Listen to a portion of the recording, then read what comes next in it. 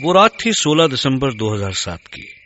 मैं मुंबई पुणे एक्सप्रेसवे पर तकरीबन 100 के ऊपर की स्पीड से मुंबई वापस आ रहा था।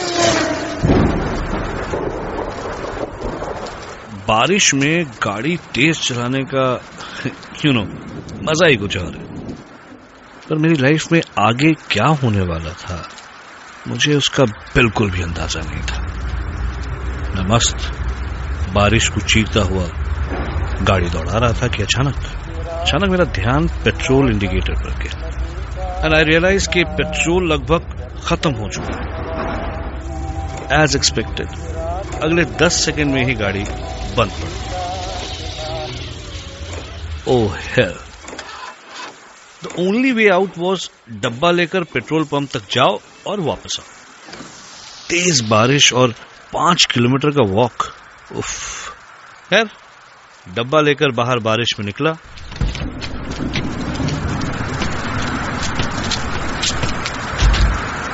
भगवान का नाम लिया और चल पड़ा। तब लगा जैसे भगवान ने मेरी सुनी, क्योंकि 10 कदम ही चला था कि देखा कि पीछे से एक गाड़ी चली गई। मैंने लिफ्ट मांगी और गाड़ी रुक दी। तो मैंने कांच पर नॉक किया, होपिंग कि मुझे लिफ्ट मिल जाए। लेकिन जब कांच नीचे हुआ तो पता नहीं क्यों एक अजीब सा डर लगा।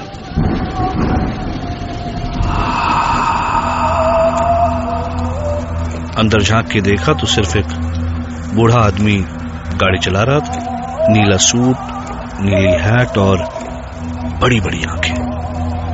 हेलो, मैंने कहा। वो आदमी मेरी तरफ मुड़ा और मुस्कुराया, लेकिन वो मुस्कान बहुत अजीब सी थी, ऑलमोस्ट क्रीपी। और तब उसने अपना मुंह खोला और उस आदमी की आवाज सुनकर ऐसा लगा मानो किसी ने मेरी पीठ पर बर्फ डाल दिया। उसने कहा, हेलो। सच एक बार मन में आया कि तुरंत यहां से भाग जाऊं, पर मैंने अपने आप को संभाला और कहा, सर लिफ्ट मिलेगी? मुझे आगे 5 किलोमीटर तक जाना है, एक पेट्रोल पंप तक। उस आदमी ने अपनी उसी ही पतली और अजीब सी आवाज में जवाब दिया, जरूर आओ, बैठो। Thank you sir. मैंने एक लंबी सांस ली और गाड़ी में बैठ गया। कई बार कैसे होता है ना, वो कुछ करते ही मन से आवाज आती है कि गलत किया बॉस, गलत किया। बस वैसी ही आवाज मेरे मन में आ रही थी। मैंने फाइनली कहा, हेलो सर, मेरा नाम अनुज है। Call me Freddy. Okay, hi Freddy. वो मेरी तरफ देखकर मुस्कुराया।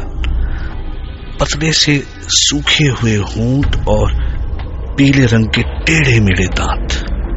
मेरी तरफ मुस्कुराने के बाद फ्रेडी डिकोस्टा फिर आगे देखने लगा। धीरे धीरे मेरा डर बढ़ने लगा। फाइनली बातचीत करने के इंटेंशन से मेरे मन में जो आया मैंने कह दिया, आप बहुत खुश लग रहे हैं मिस्टर फ्रेडी। ओह यस, मैं बहुत खुश हूँ। मैं कल सुबह अपने एक दोस्त से 4 साल के बाद मिलूंगा। अच्छा, देखो ये है उसकी तस्वीर। और उसने मुझे एक आदमी की तस्वीर दिखाई। मोटा सा आदमी, उम्र लगभग 50। ओह, तो इसलिए फ्रेडी मुस्कुरा रहे थे। मेरी जान में जान आई। थोड़ा गिल्टी भी फील हुआ, लेकिन इससे पहले मैं कुछ कहता सामने पेट्रोल पंप आ गया। मैंने फाइनली फ्रेडी से कहा, एक बार फिर से thank you sir. Oh sorry Freddy. That is alright. अगर तुम्हें कभी भी मुझसे बात करनी हो तो यू कैन कॉल मी। और मेरे हाँ या ना कहने से पहले ही उसने अपनी जेब से कुछ कागजों का बंडल निकाला। काफी पुराने कागज थे वो, और उनमें से उसने एक कागज का कोना फाड़ा और उसमें लिखा फ्रेडी डिकोस्टा और अपना टेलीफोन नंबर और बैंड्रा वेस्ट का अपना एड्रेस। तो मुझे कागज दे दिया। मैं जैसे ही उतरा उसने अपनी उसी डरावनी आवाज में कहा, फिर मिलेंगे, बाय।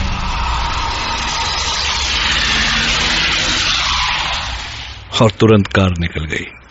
मैं उसके तुरंत बाद अपने कपड़ों को बचाते हुए पेट्रोल पंप में घुसा। वहां खड़े पेट्रोल अटेंडेंट ने मुझे देखकर पूछा, क्या साहब, आपकी गाड़ी बंद पड़ गई है क्या? हाँ यार, तो अच्छा हुआ कि लिफ्ट मिल गई। लिफ्ट? काय का लिफ्ट साहब, आप कितने दूर से चलते आ रहे? सही मायने में मुझे अब डर लग रहा था।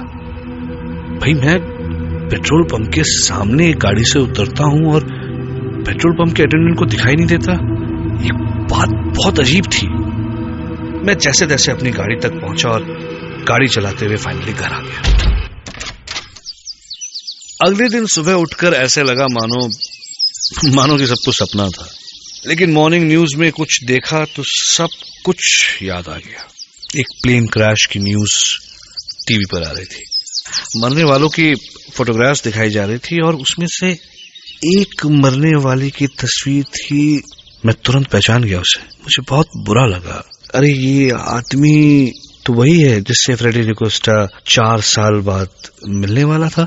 मैंने तुरंत वो कागज ढूंढा और उस नंबर पर कॉल किया। एक औरत ने फोन उठाया और मैंने कहा कि फ्रेडी डिकोस्टा से बात कर सकता हूँ। तो उस औरत ने गुस्से में कहा, What nonsense? क्या मजाक है ये? और फोन रख दिया। मुझे बड़ा अजीब लगा। मैंने फिर से कॉल लगाया। हेलो, अपनी मालकिन या मालिक को फोन दीजिए। और ये कोई बात करने का तरीका है? सामने से औरत ने मुझसे भी ज्यादा गुस्से में कहा, Do you know? आप मेरे हस्बैंड फ्रेडी डिकोस्टा के बारे में बात कर रहे हैं, जिन्हें मरे 4 साल हो चुके हैं। मुझे अचानक ऐसे लगा जैसे मैं अपनी सीट के अंदर ही धंसता जा रहा हूं। कुछ समझ नहीं आया। गला सूख गया। कल रात जो मुझे मिला, कहीं वो फ्रेडी का। अब सिर्फ एक ही चारा बाकी था कि मैं उसकी बीवी से जाकर मिलूं।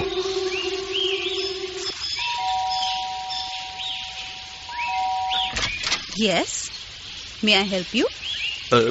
जी, मेरा नाम अनुज है। वो मैंने आपसे फोन पर बात की थी आपके हस्बैंड फ्रेडी के तुम जाते हो या मैं पुलिस को बुलाऊं?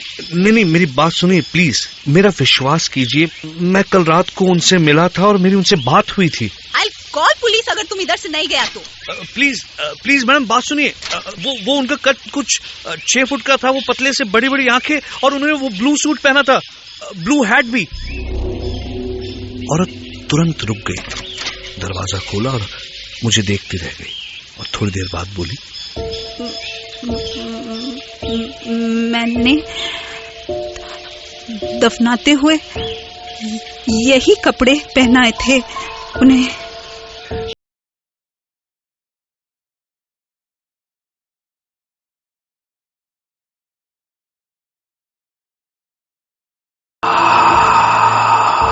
यानी आज उन्हें मरे हुए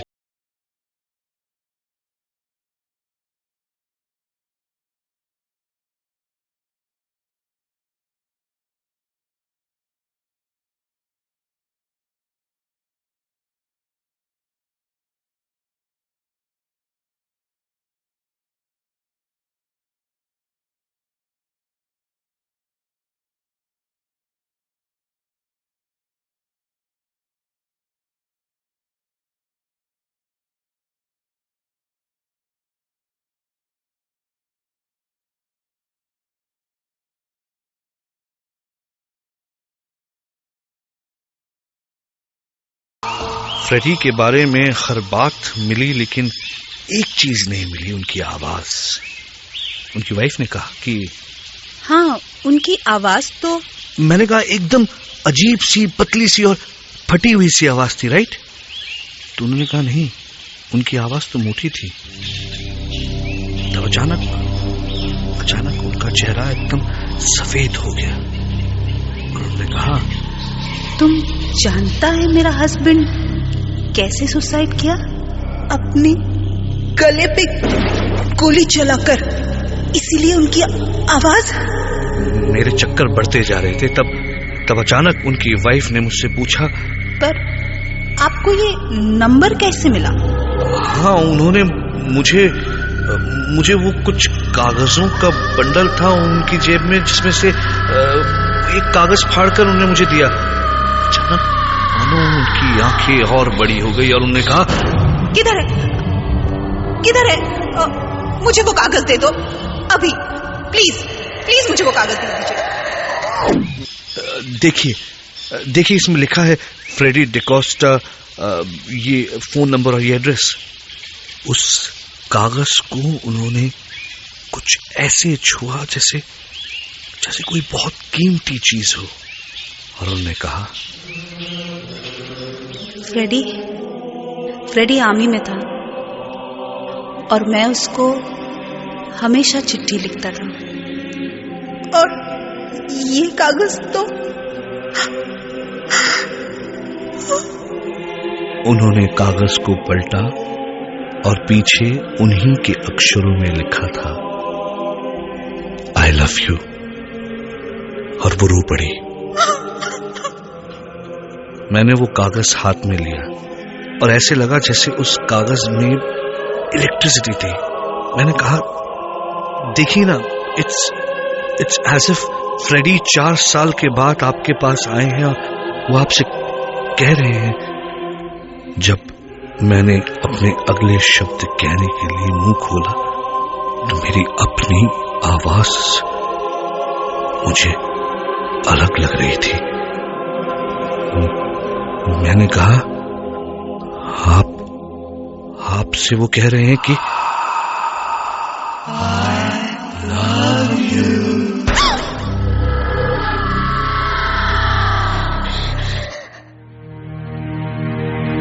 हमारी चेतना पर किसी का जोर नहीं है। सपनों को तो आप बुलाते नहीं हैं, लेकिन वो फिर भी आते। इसी तरह जिंदगी में कुछ पड़ाव भी बिना बुलाए चले आते हैं। क्या सच में फ्रेडी डिकोस्टा मरने के बाद भी अनुज से मिले? अगर नहीं तो उसके पास वो कागज कहां से आया? क्या सच में मरने के बाद उनकी आवाज बदल गई थी? और क्या सच में उन्होंने अनुज के जरिए अपने प्यार का इजहार किया? कुछ बातें हमें खुली आंखों से नहीं, खुले मन से दिखती हैं। ऐसे में दिमाग तो सन्न रह जाता है और मन में सिर्फ एक सवाल दे जाता है,